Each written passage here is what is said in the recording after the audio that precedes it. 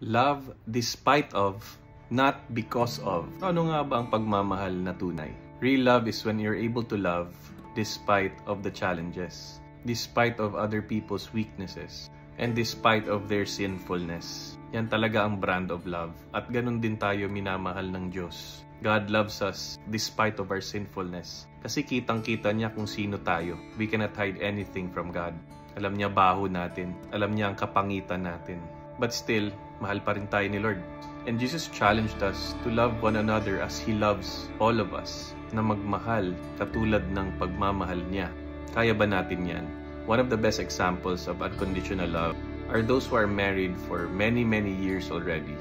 Nasa simula, maganda pa, honeymoon stage ika nga. Pero pag tumagal na, yan makikita natin ang kahinaan ng bawat isa.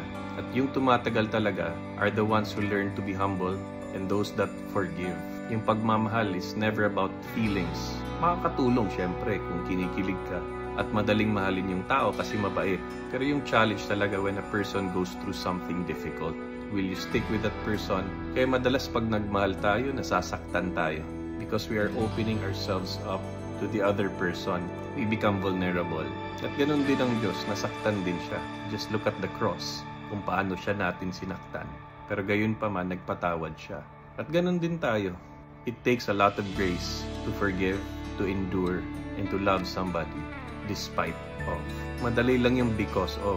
Pero yung despite of that person's weaknesses, ay dun talaga mapagtitibay ang pagmamahalan. And it's not only about the other person. And how about us? Pinagtsatsagaan din tayo, pinagpapasensyahan din tayo ng ating mga mahal sa buhay. They also love us despite of who we are and our weaknesses. Kaya tama yung sinabi ni St. Paul, that love endures all things. Kaya make your love enduring and love as Christ loves.